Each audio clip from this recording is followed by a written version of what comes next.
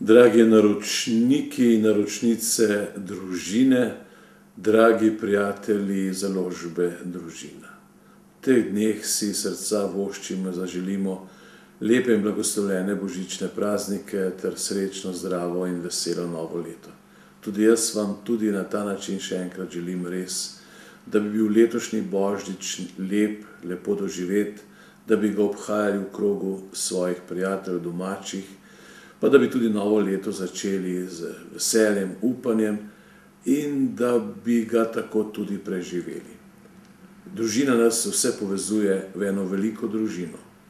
In če imamo to zavest, da nismo sami, ampak da smo res povezani med seboj, nam je lažje tudi tedaj, ko pridejo kakšne težave ali preizkušnje.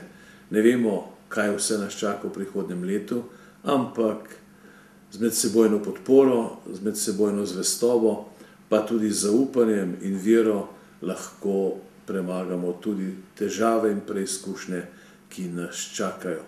Vse to vam iz srca voščim in še enkrat želim vse dobro. Lepo se imejte.